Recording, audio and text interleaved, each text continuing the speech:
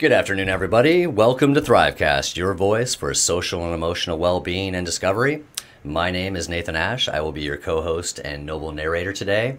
Our other co-host cannot be with us today, Stuart, but we are hoping he'll be back with us soon. So we're all pulling for him. And today we are very honored and privileged to have Mr. Alfredo Aguirre.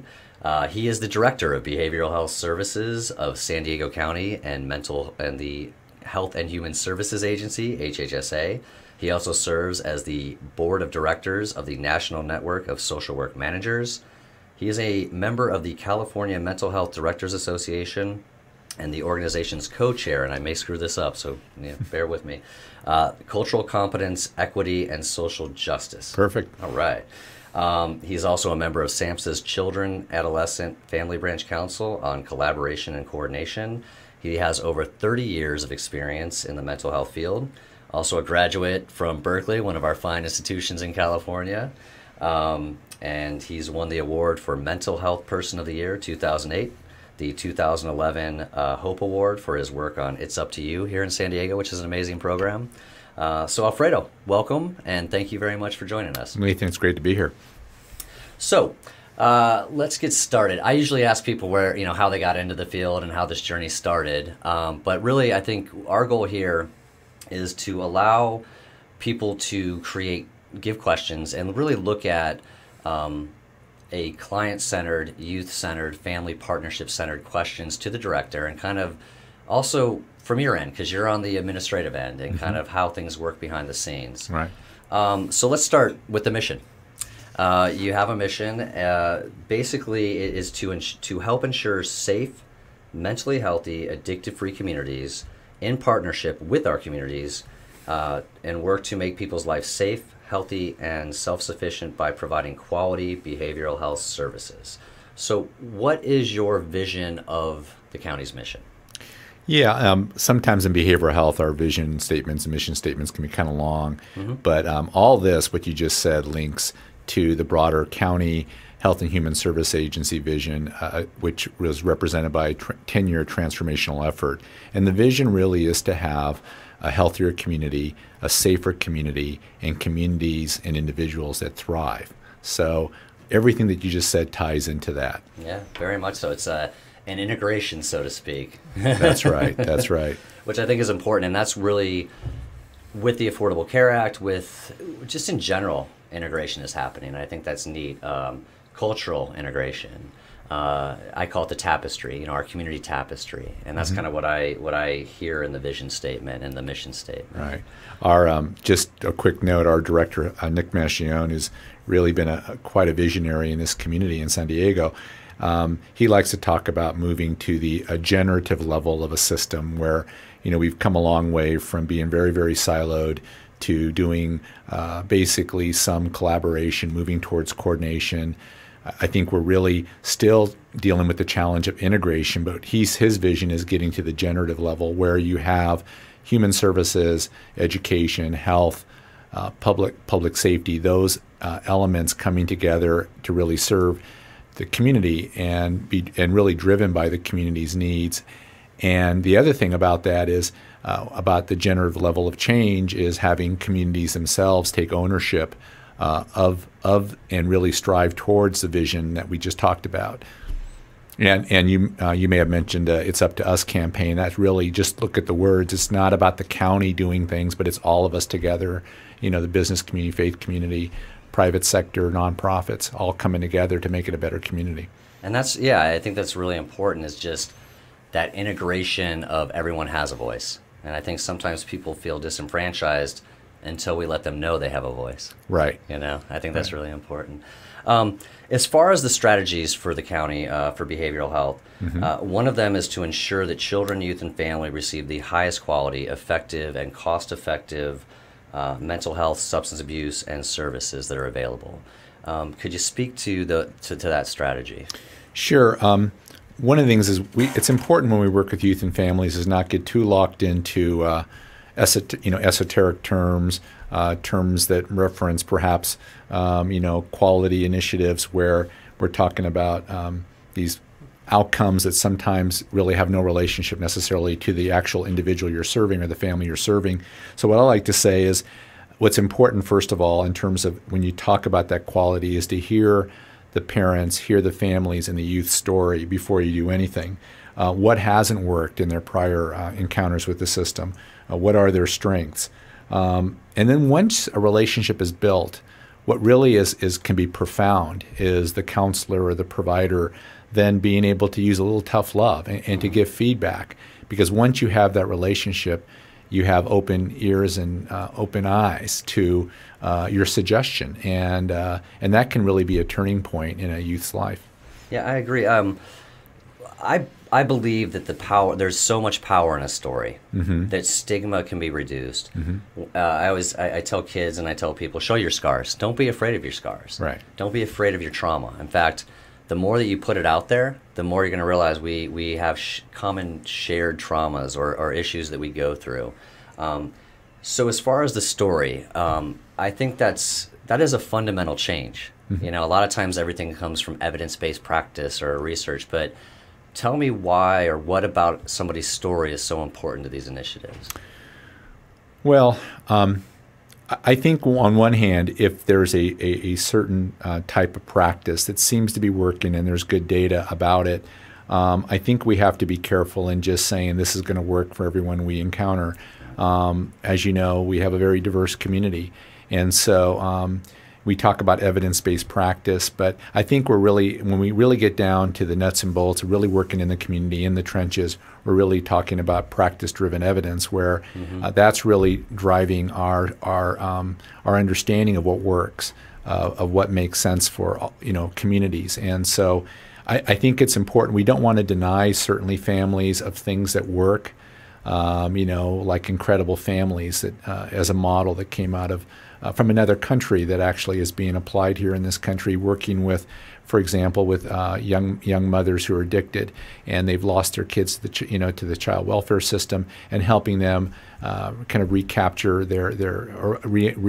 realize their strengths and build those skills to get their children back. And what's really interesting is I've been in mental health a long time, and for many years there was this whole focus on what can the therapist do that's magical. And what the evidence is showing is actually caregiver support. When you look at all the evidence-based practices that really work in the behavioral health field, it's those efforts that really support caregivers and parents that tend to be consistently showing good, excellent outcomes.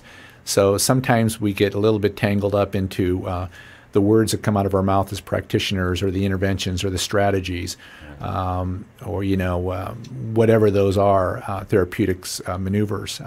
But really, when it comes down to is the broader support that can be given to a family and drawing on their strengths, and really helping them become their own clinicians, helping them become their own workers. And that's I love the Promotora model. That model of teaching the community how to have those resources. I call it the Batman utility belt of this is what I need for this family or for this family member. Absolutely. And not always needing the professional. I think at the end of the day, the more that we spread the information out, right, so that a family can use what works for them. Sometimes we square peg round hole. Right. They come to see a clinician. I dream of the day where the clinicians are in the home. And in the community where that's where we're based. Right. That's really where social work started in our foundation, is being in the community. That's right. So we see those pendulums back and forth. One of the things that we kind of hit on here is trauma-informed care, exposures to trauma, and that's part of the behavioral health strategies for the county. So could you speak to some of those initiatives and some of the vision there? Right. Well, trauma-informed care has always been around. Maybe it's been called different things for many years. I think what's most profound now is the data that's coming out about people that have experienced trauma as children, and even as adults, and its impact on adverse conditions later. Physical health problems, early mortality. Drug addiction, the list goes on in terms of the kind of negative outcome indicators, And so we know that the data is pretty profound in terms of the importance of the role that trauma plays in impacting people's lives. I think where we're at now is really moving beyond trauma-informed care, or just looking at the interrelationship between customers and providers, but also looking at the overall system, looking at organizations where we're looking at trauma-informed organization, trauma-informed systems, and being aware of our own trauma. I've been robbed at gunpoint 4 times, and I know that that's affected me. And being aware that how that plays out in terms of how I deal with stress and whatnot. So I think that's important to help employees and providers know that it's a broader, to be cognizant of the organization, of the community that's impacted. And just the language we use, we talk about, targeted communities, and just when you think about, our services target this, we catch ourselves all the time. In fact, in our organization in behavioral health, we kind of kid each other when we slip, and we use these kind of trauma uninformed comments, and it's so much part of how we talk and how we interact and how we interpret the world by using these terms, and and just being aware of that can actually spill out in how we carry out programs, how we think about policy. So moving from trauma-informed care, from just not just looking at the encounters, interactions with the customers we serve, but also looking at the overall organization. How welcoming are we to people? How welcoming are we to each other in the organization? And sometimes trauma-informed or trauma exposure, understanding trauma starts with the first person they may talk to is a clerk at an agency, and understanding that that person may be calling because of trauma, and that we need to train everybody on how significant a public health variable this is, and it is in our lives. I also think in mental health, sometimes we focus too much on the diagnosis, and we miss the trauma. That's right. And I guess because you with the county mental health, what are some suggestions, not only for individuals but for professionals, of how do we look at trauma? Because oftentimes we get caught up in a diagnosis, major depression disorder. But if we don't work on the trauma and we don't address that sometimes, do you think we're doing harm to a client?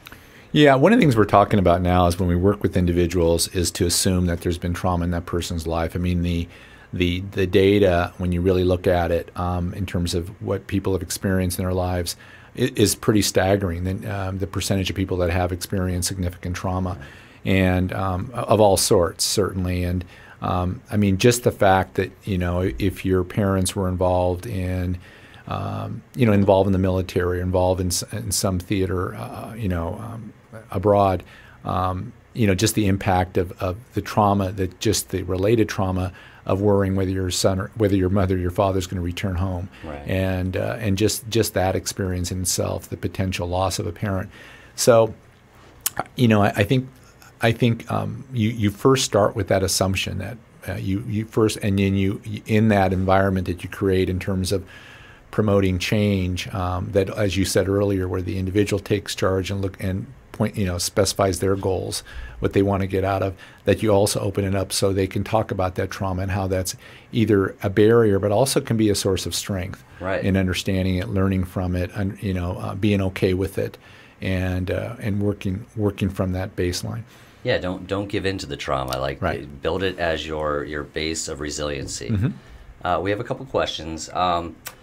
The first one is, do you think trauma-informed care will take us back to blaming parents for the child's issues, conduct? No, I sure hope not, because that really doesn't get us anywhere, because we just talked about people owning their trauma and understanding it and realizing how it affects them.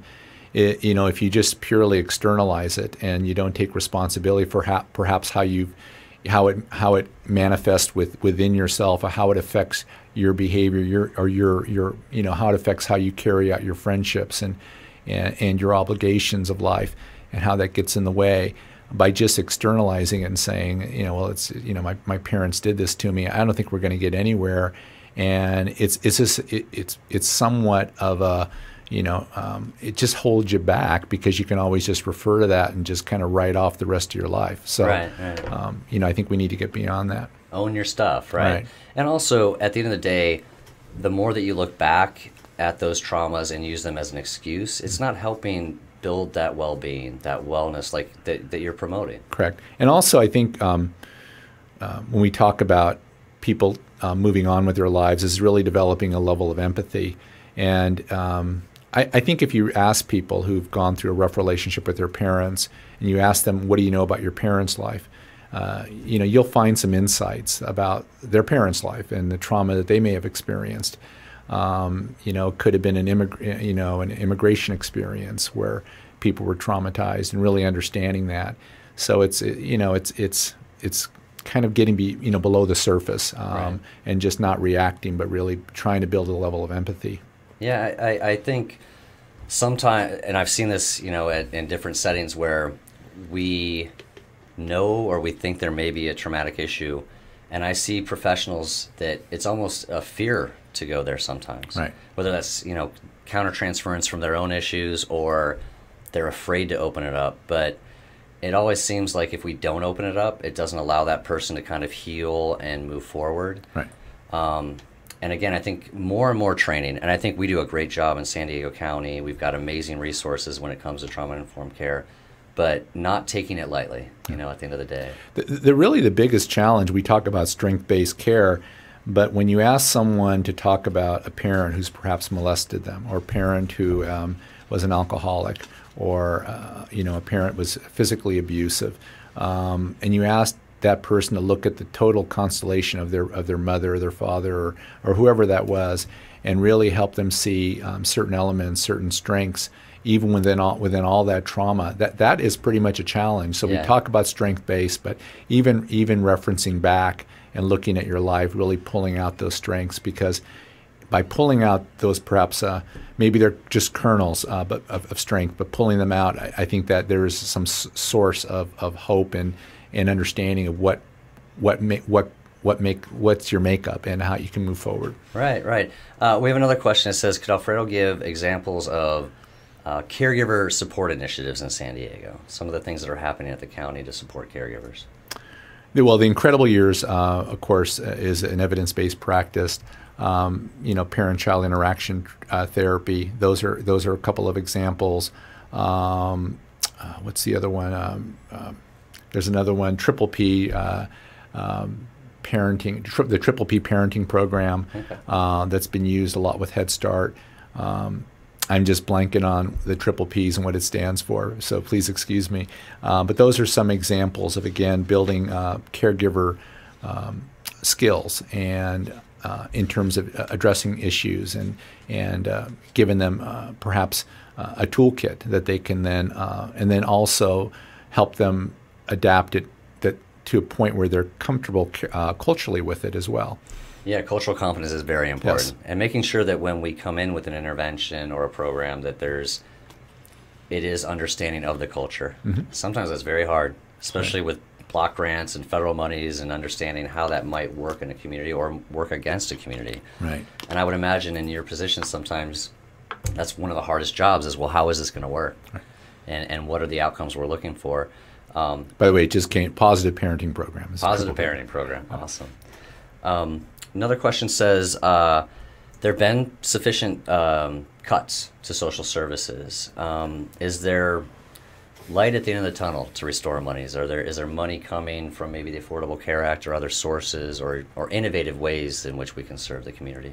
I think one of the, I think when you ask individuals, they'll say there's been cuts historically, and that's absolutely true. I mean, I think when our social service programs and health programs have been dependent on the state, for example, for what's called State General Fund, that has really changed over the last 2 or 3 years. In fact, most funding for social service and health and mental health programs is totally based on the economy. So when the economy is good, whether it's sales tax or people are buying cars, and it's called, through the vehicle license fee, or with the Mental Health Service Act, which is Prop 63 here in this state, when the millionaires are doing well, right, when the economy's working there, it really has that brings resources to our community. So When we talk about all these efforts to improve the functioning of our community and make it more thriving and more economically viable, potentially as each individual feels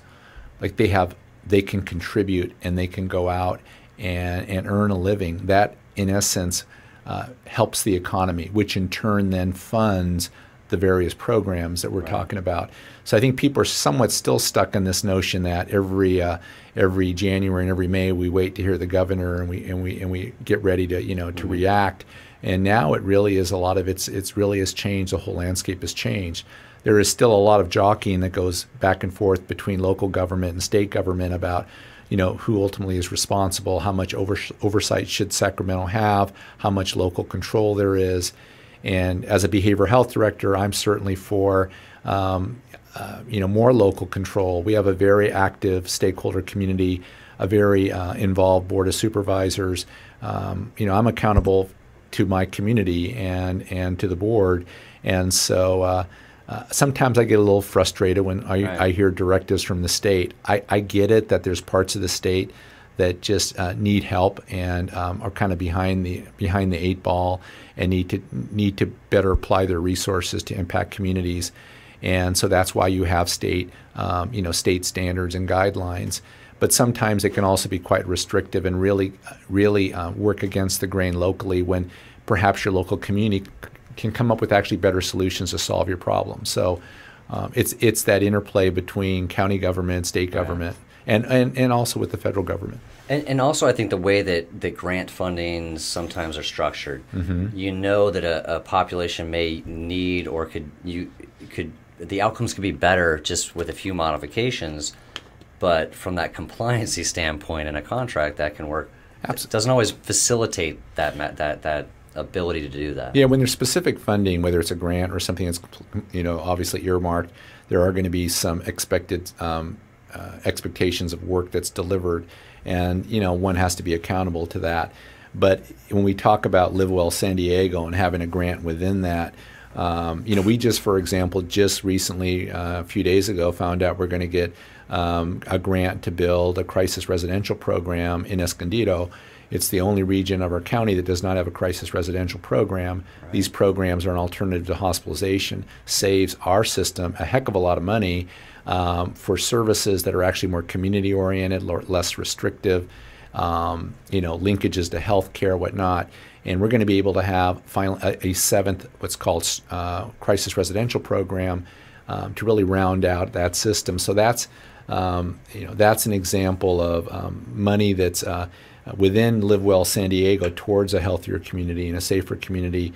We're going to be able to implement this program, and even though it's going to come with some strings attached, which it should. I mean, there's going to be money to construct.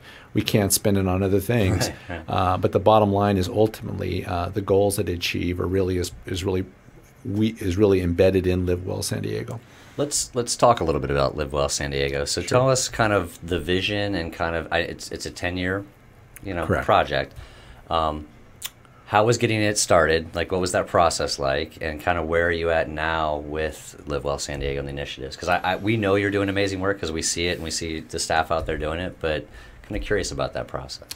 Well, I think we all acknowledge that there's been important work in public health, mental health, child welfare for many years. And what's been a bit of a struggle is you see these excellent programs, and what Live Well tries to do is bring it all together so services really ultimately have more impact because they're integrated.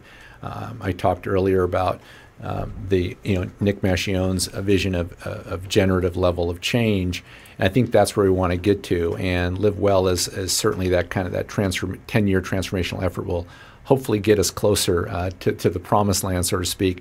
And I think the way it rolled out first was certainly definitely county driven. With building better health, we looked at the services side. We looked at innovative programs. We looked at being catalysts for environmental policy changes, not to impose environmental policy changes, but be a catalyst to get the communities excited about healthier communities and whether that's generating community-based farmers markets or whatnot. But just moving it from this being county-centric to community-centric, and we're excited now. We're starting to see more and more people become Live Well partners. So it's not just owned by the county, but it's owned by the broader community. And the really interesting thing, very cool thing in San Diego is that we feel we're not imposing this on the community, but the community is coming forward, whether it's Vons or a school district or the city of San Diego, saying we're excited about this. We have something to contribute, not only reflected in our services and our public charge, but also our actual our organization, the culture within. We're going to live healthier. We're going to practice what we preach.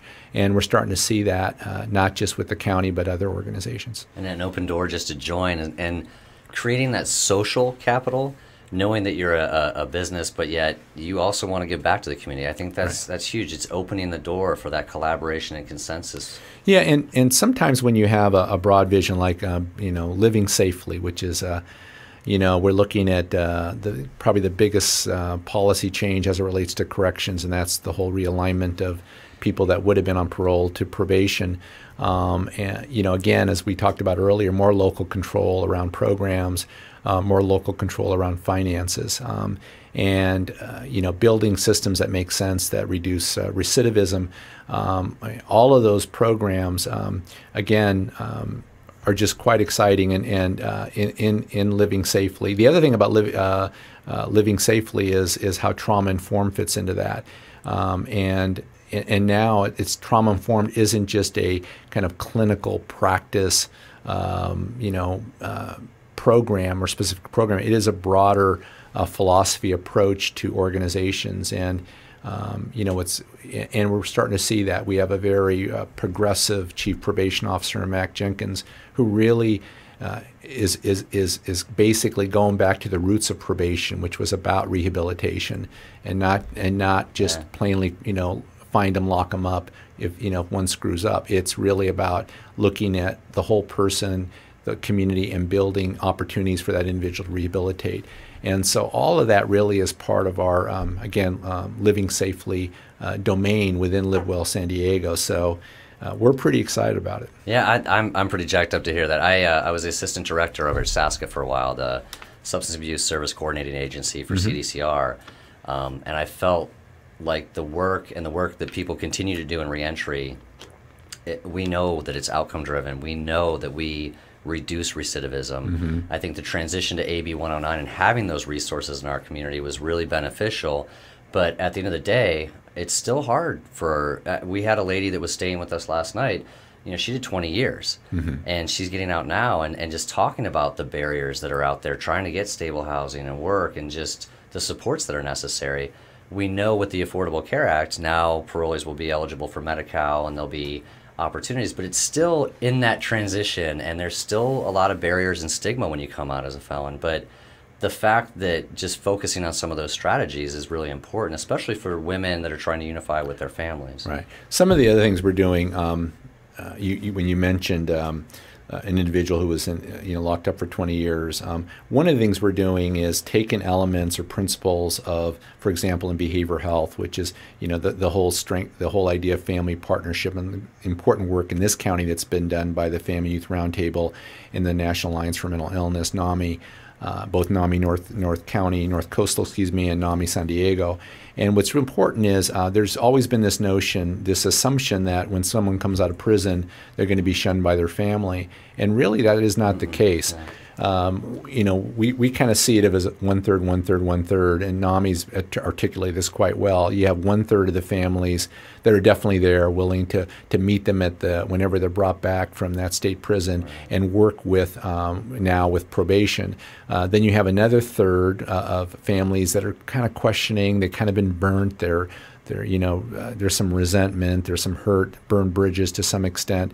but they're workable. You know, if you reach out to the families as an element of strength to help that individual re-enter the community and move towards their recovery. And then, of course, the acknowledgement that there is, unfortunately, some families, the other third, that really don't want to have anything to do with the individual, their family member.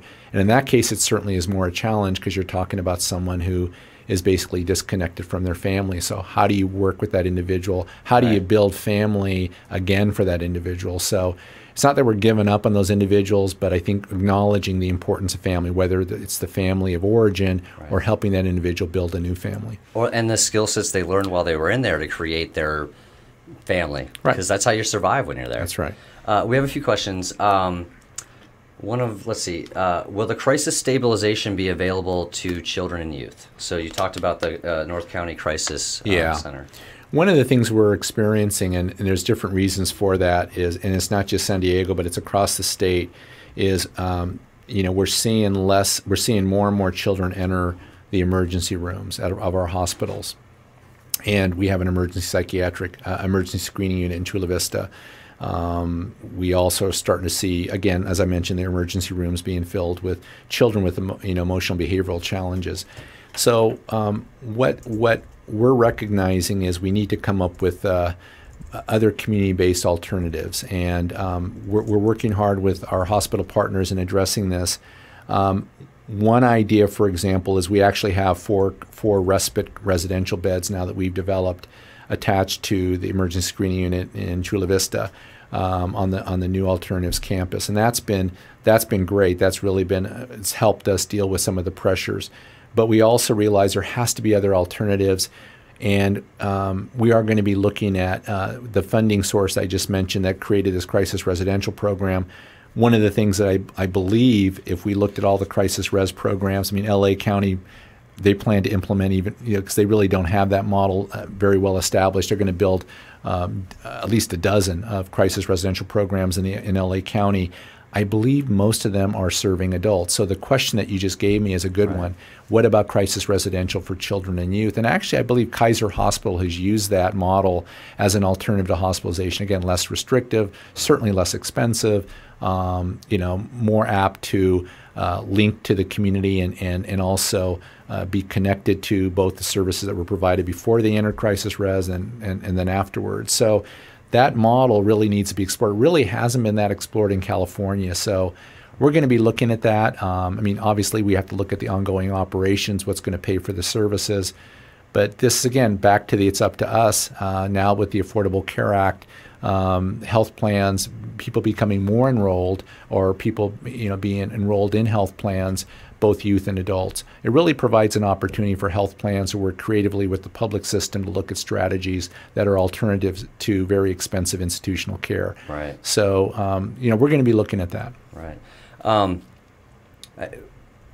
go to this question first. I have some thoughts on what you just thought because I think it's really important. But I just realized I didn't tell you the reasons why we think the hospital or the emergency rooms are crowded. One of the things we're looking at is we've had changes with special education now. Special ed now is responsible for the mental health assessment and treatment of students in special ed. And back in the day when the county mental health program did it, we did very comprehensive assessments. We basically in some ways we kind of got away from the federal mandate, which was really looking at not just behavior that spins out at school, but also behavior that spins out at home in the community. And so, what's interesting is we've seen a spike in the last couple of years, and we need to look at the data. How can we work with education to look at strategies? Is that a factor for why children and youth are landing up in our emergency rooms? The other thing is we're seeing less use of congregate care, group homes for probation and social services. I think overall that's a good thing, but also perhaps crises, or you're starting to see more crises at home, and what kind of supports do we need to give families or resources to provide to manage those crises? Because back in the day when you can place someone in a group home, it's kind of out of the home and out of the mind, and okay, so they're being handled in a group home situation. No need to worry too much about that. They're going to manage those challenges of those youth. But now they're back home. They're not being placed in group homes. They're in foster family agencies. They're with our foster homes, foster parents, and we are. I know in San Diego we have a number of efforts to support foster parents, foster family agencies, but also general families that are trying to manage sometimes very challenging behavior in the home. Right. And we are starting to see the spinning out of that and youth landing up in an emergency room. Well, and the other thing I think with youth, recently I've been working on a homeless youth project. We're third in homelessness, 18th in funding. On any given day in San Diego, we have 2,500 at-risk, youth and transitional age youth. Within the county, 7,500 annually. Mm-hmm. And oftentimes they don't want to be found. But the other thing we hear from youth is they know their services, but oftentimes what's the right service, and kind of looking at that person-centered, home or model where they can find those resources. I think some of those variables we're going to start creating with some of these initiatives, because again, the more that you have those partners and that voice, then the county has the data and the information to say, okay, this is how we can serve them. Yeah, the program you might be referencing is the Counseling Code, San Diego Youth Services, and they're doing great work. And it's a population that's are finally getting attention that's deserving. And just a shout out again to Prop 63 MHSA Service Act dollars that made that a reality. And that's now that MHSA, is now that model is becoming, other states are implementing it. Mm-hmm. And they're seeing the benevolence. And I think you're seeing people that are those millionaires that are like, I'm okay if it's supporting my community. And so that's where consensus starts, is that it's not about the haves and the have-nots. How do we just fix this? Right. And those are opportunities that are innovative. Yeah. And now you're seeing this become a national kind of initiative. I have one question related to the crisis. It says, are PERT teams trained to work with children, youth, and their family? They are. Actually, we did explore. We did a pilot program, a PERT team that was just for adolescents. That didn't work real well a few years ago because they served the whole county, which is probably an unrealistic proposition to start with. And the PERT teams are active all over the county, but all the PERT teams are trained to work with situations that arise with adolescents. And I wouldn't say it's certainly a majority of what they work with, but it's periodically they do get adolescent and generally child and adolescent referrals occasionally. So they are definitely equipped to respond to that. That's good. That's again, it's speaking to the people they're serving. Right. As far as the vision and strategies, and we have a really good question, and I want to get to and because you're on that committee, talk about ensuring the outcome-driven and services are culturally relevant. Mm-hmm. So what is the goal of integrating culture? Because we are a very culturally rich community here in San Diego. So what are some of the strategies? Right, and we have to look at, when we look at where are the disparities in our system, we have to look at are there disparities in access to care? Are there disparities in individuals who actually continue in care, what we call retention? And what about outcomes? Are there disparities in certain groups in the community doing worse than other groups? But again, that can be kind of dry, and it is important to look at. But we have to really do a deeper dive into this whole question of cultural competency and really look at the quality of the interaction. Because what we're showing, what's interesting, and I've gone to communities, for example, with the African American community and looking at youth and looking at disparities, they're actually disproportionately served. They're served more than their proportion. And a lot of that has to do with the fact that they're disproportionately represented in the child welfare and probation systems. So that kind of that's definitely a source for why that you see that that disproportionate care that happens in the Black community. But I think we have to look more closely at outcomes. Look more, are we seeing, again, looking at the quality of care, the experience one has, the comfort level, the ability to really for our providers to really understand and work with those communities, understand their own culture. I mean, part of being culturally competent is understanding your own culture and how that plays out, recognizing your own assets and strengths and being able to align that with the people you work with. And so everyone has a culture. Everyone has a bias. Whether we like it or not, our history, our systems affect all of us and does impact our biases and gets in our way. And I think the first order of business is really acknowledging that. And this isn't about finding, ones that are guilty and ones that are not. I think we're all pretty much dealing with that struggle on a continuum. And so as therapists, as practitioners, as providers, counselors, engagers in the community, we have to recognize the impact of culture, the impact of racism on all of us. Yeah, I think one of the things I say when I teach my students as a professor, I talk about really looking at the percentage of who you serve and their ethnicity and heritage, and do you have staff that represent those numbers or those dynamics that are in play? And oftentimes you don't see that sometimes. Absolutely, yeah, and that's consistently been the problem in not only mental health but probably in healthcare in general. It's just it's a workforce issue. It's providing opportunities for all people of color to get into the field. And when I go to social, just recently, one of the things I've noticed, and I've said this publicly, what we're seeing in the social work field, for example, is not enough men in general, regardless of color. But also, I've been a little disappointed, in not seeing more individuals of color representing the rich diversity we have.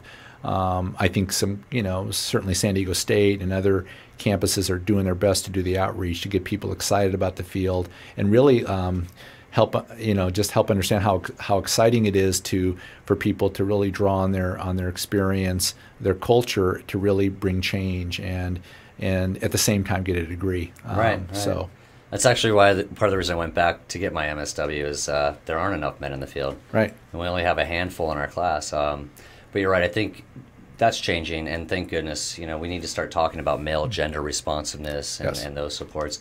This is a really good question. There are still a lot of significant language barriers.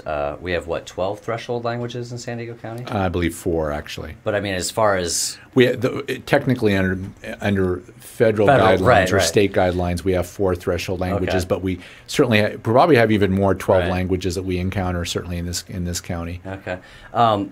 What are the kind of trainings that are available that really speak to cultural competency that's provided by the county? We have we offer cultural competency training out of a program through the Academy for Professional Excellence, also known as BETA. It's a part of the academy, which is under the San Diego State Foundation, and we have specific cultural competence training. More recently, we've provided trainings for the African American community and the LGBTQ community. So we do provide cultural competency training. Also, what we're doing is not only doing more awareness around this impact on clinical practice, but looking at program leadership, program management challenges, and basically having people go through the program where managers, they can really look at their programs and develop a better sense of establishing standards for their program to achieve cultural competency at the program level. You mentioned earlier about strategies to make sure our providers match the community we serve, or as best we can match the community. So that's a particular institute for managers that we've implemented. So, and then of course I have to say the nonprofits in our community, they have grabbed onto this as an important goal for their organization, and they on their own have certainly implemented their own cultural competency training. And in fact, through our contracts, we do have an expectation that all staff go through a certain amount of cultural competency training. I believe it's in 2 years. So we do lay out these expectations for our contractors. That's fantastic. This is a question. Let's see, PCPs. Primary care providers? Yeah, primary care providers are slated to be the gatekeepers of mental health care under the Affordable Care Act. How is that impacting the county? Well, right now, because the specialty mental health services that the county offers is still what's called carved out. So individuals technically can access mental health if they are experiencing a significant problem. What's changed, though, is that gatekeeper role is going to become more important because as more people become covered, children and adults, by the health plans, there's going to be a higher expectation to do screening and assessment because those health plans have to be aligned with the federal law of parity, right, in terms of alcohol and drug and mental health services. So, and the health plans in our county, they get it. And we're working with them because they're going to be working with individuals who have what's referring to as mild to moderate issues in terms of impact on functioning. So the more serious, severe will still come to the county. So when you talk about gatekeepers, I mean, frankly, I would love to see everyone get a thorough health assessment. I agree.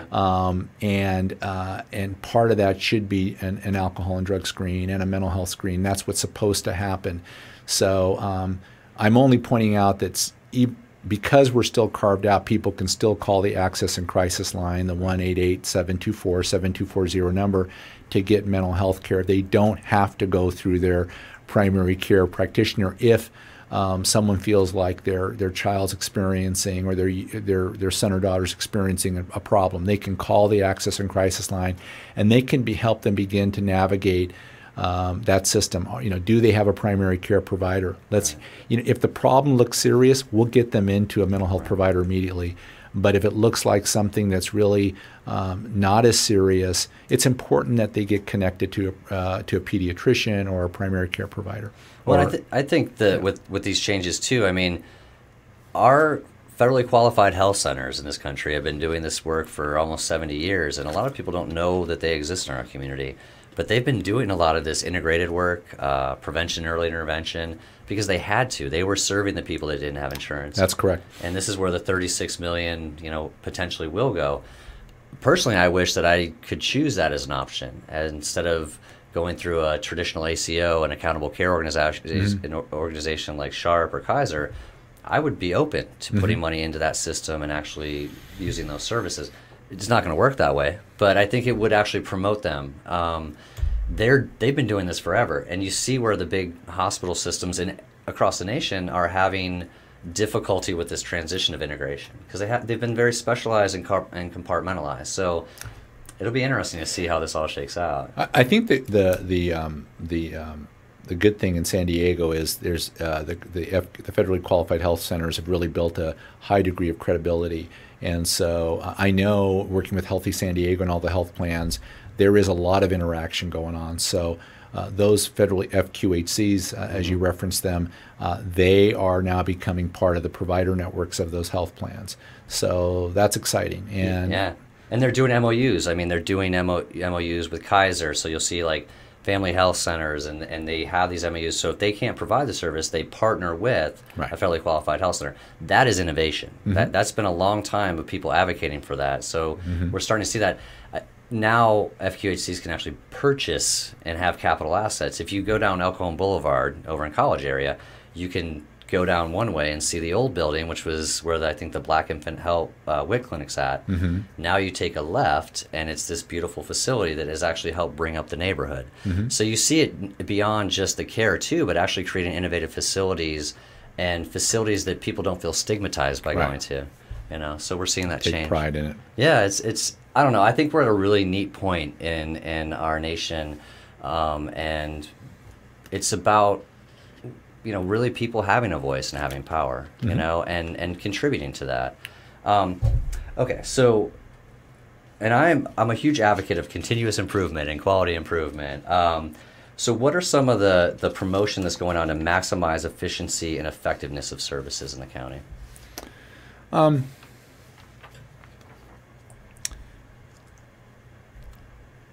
I think one of the things that has always been present when we looked at data as it relates to services for children and youth and families is I think we have to be careful in not embellishing really great outcomes, because sometimes the parents have a perception that things are getting better, or that there is value in the services their children are receiving. But when you ask the youth, they may not have such high estimation of the impact of the services they're receiving. When we've done those kinds of outcome studies, when we looked at those measurements, there's always a difference. So I think we have to be careful in that when we look at continuous improvement and looking at data to improve services, we need to be cognizant of that. The other thing, I think, certainly data, we need to be as data driven as possible in our, in terms of developing our programs. I think that's a constant factor, something that we're always doing. And when we've looked at some of our MHSA planning, we did a lot of gap analysis work when we really wanted to identify, what were some programs that would address a gap in our community. That was, that still needs to continue. Sometimes, I think with the pressures of responding to demand and only responding to demand by adding more services, sometimes we don't pull back and look at are those services we're providing really achieving the outcomes we want, and making those hard choices to perhaps adjust. I'll give you an example. One of the things that we've noticed is, we've tried like 3 times to do warm lines for youth. The reality is youth do not call warm lines. They feel more comfortable online, and so there's a real movement away from warm lines. But it took our county 3 times to keep banging our heads against the wall, realizing that that's not how youth connect. Right. And so, the idea of, the concept of chat lines and other ways to reach youth, I think we have to be more creative around that and kind of take on the digital world. I mean, you have Neanderthals like me who still think, warm lines can work. And I've come to realize, well, there's got to be a better way. And so I think that's what continuous improvement is, kind of breaking away from some of the old ways. And, if you just push it hard enough, put enough money into it, people are going to respond. That is not the case. No, and I think that, the pure quality improvement philosophy is, it comes from the customer, it comes from the client, it comes from the person receiving the service. Right. And making sure that that voice is heard and that they have some voice in the accountability of services. Because when you build something, you want to make sure their voice is harvested. And sometimes you don't see that. I'm not talking about the county here, I'm just saying in general, sometimes you'll just see these initiatives that start and they've never included the person who they're serving in that process. Right.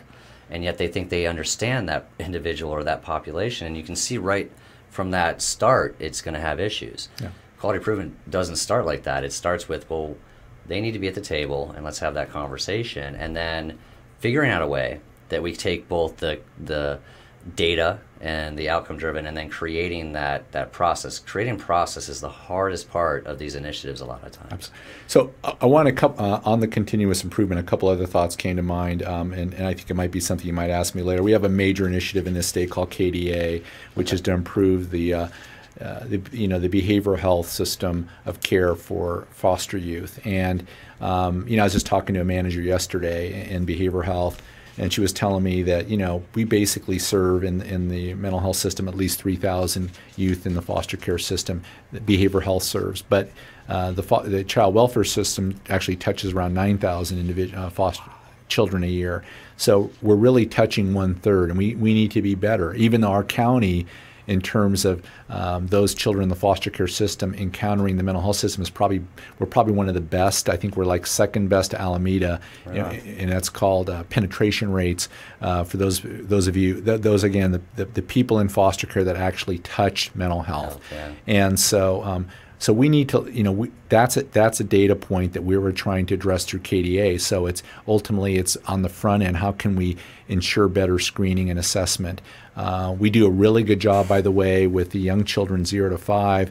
Some of the the work that we've done with rates and the developmental assessments, that has been great. But we need to do better, and so that's all about continuous improvement. The other thing, as I mentioned, the emergency rooms and what's causing that.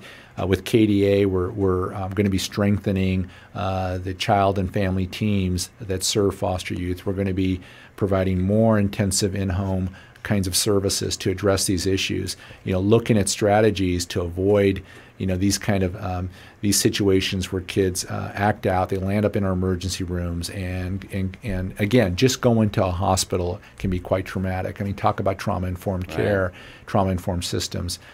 That's not what you want to see in terms of the potential perpetuation of trauma.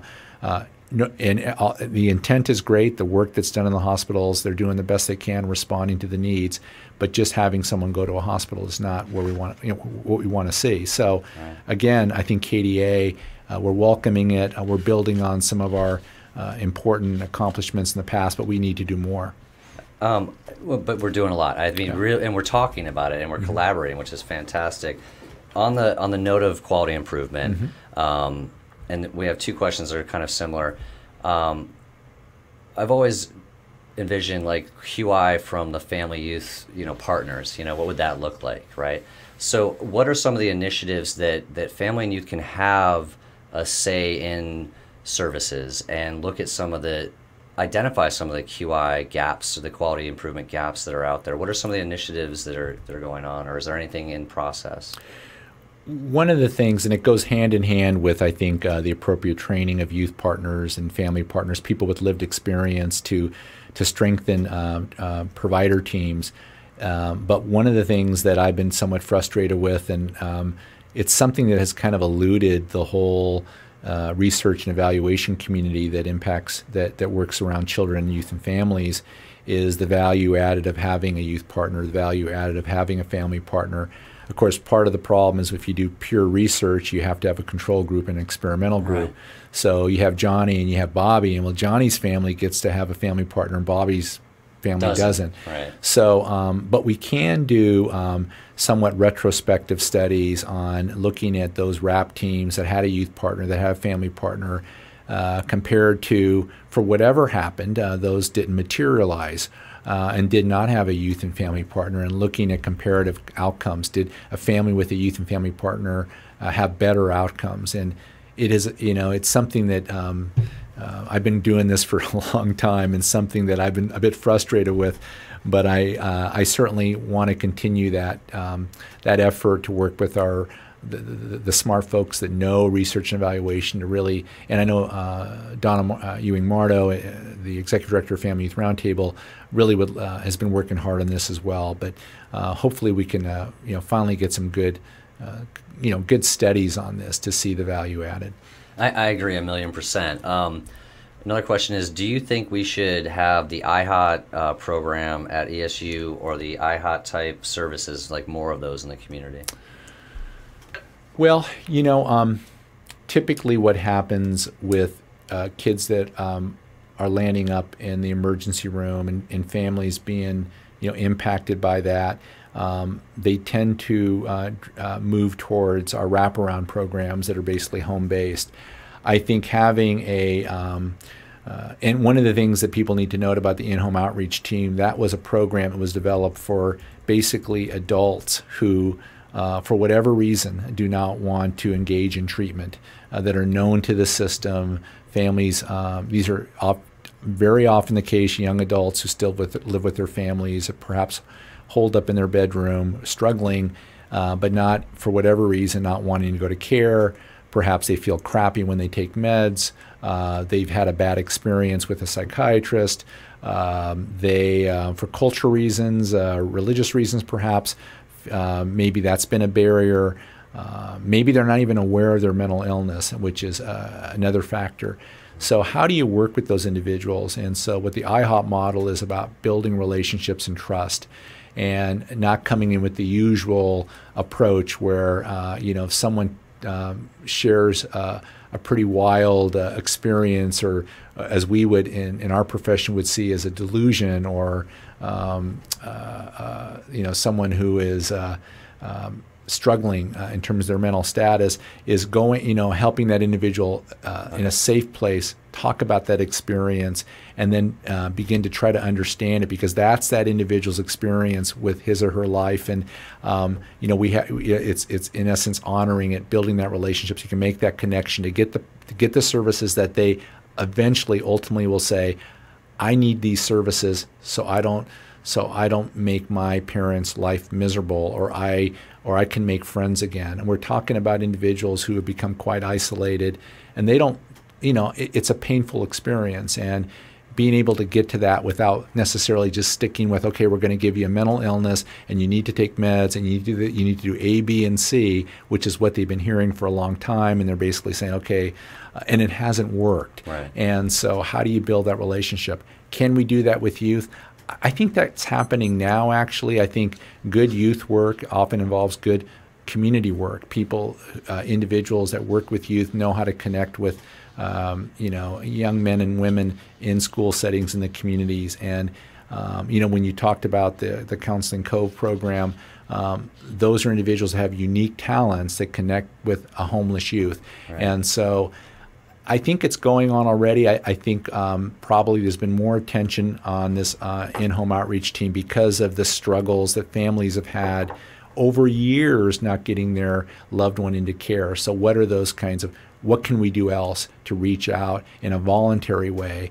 And right. I know there's controversy around, having a court order to order someone to outpatient care. And, ultimately, bottom line, that person's is going to have some degree of motivation to make change.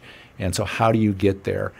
Just by having a court order won't necessarily make that magical for that person. Eventually a person's going to want the care, or have some goal in mind or whatever, have some dream they want to achieve. So that's what we want to get to. And create that alliance to help them there. Right. Right. As we're finishing up, and this is great, we have had a ton of questions, and what we'll do is we will put these together for you so that we can get a response. And our goal is to do this every so often and get as many questions as possible. Great.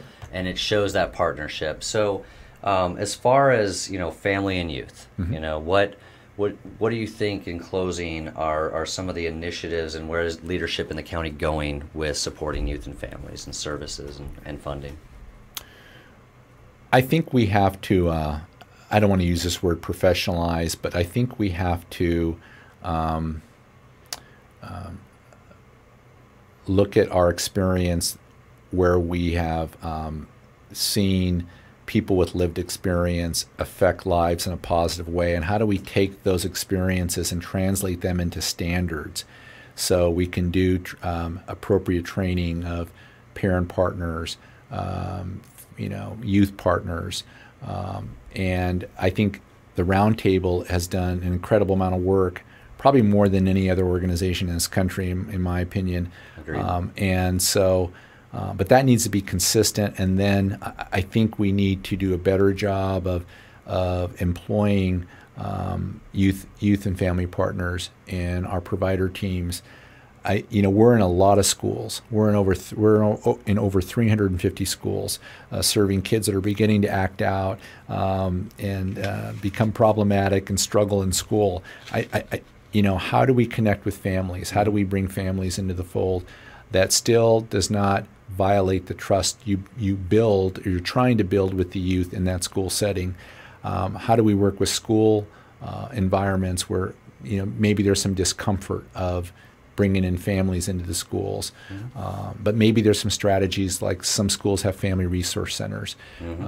Some schools have partnerships with local FQHCs. How can we work in a broader community way where that role of family can be an important element of health and wellness for that youth in the school setting? So I think there's some things we can do better. I think. And then the other thing I want to mention, which I haven't, is the issues of alcohol and drug and its incredible impact on our youth and families. And in behavioral health, we've done a lot to integrate that. I think we need to do a better job assessing alcohol and drug issues for youth we serve who might be struggling behaviorally, emotionally, but there is a concurrent alcohol and drug issue, and vice versa. And vice versa. Those right. individuals that are struggling with drug use, and there's an underlying trauma, there's an underlying sadness, underlying anxiety, and this is their way of basically self-medicating and getting on to the next day. Right. And how do we how do we integrate services at a deeper level than just having look good on right. paper, on structure, but really integrating it. So that's going to be the challenge for behavioral health, because we still need to get that down before we do effective integration with health and social services. So right. the challenge is facing us right now, and I look forward to it. Well, and addiction recovery is a really nebulous, it's very hard to know what works, what doesn't, and there's so many different variables at play. But I just have to applaud you for all the initiatives that are going on here. Being from the Midwest and coming to San Diego, we have just an amazing network of support, both at the county level, the family support, with Family Youth Roundtable. It has been an honor and a privilege to have you, and I'm looking forward to have you back in the coming future as we build this. We're lucky to have the Family Youth Partner Roundtable here with us here in San Diego. Well, thank you very much, Alfredo. It's been great. Thank you, All Nathan. right. Great.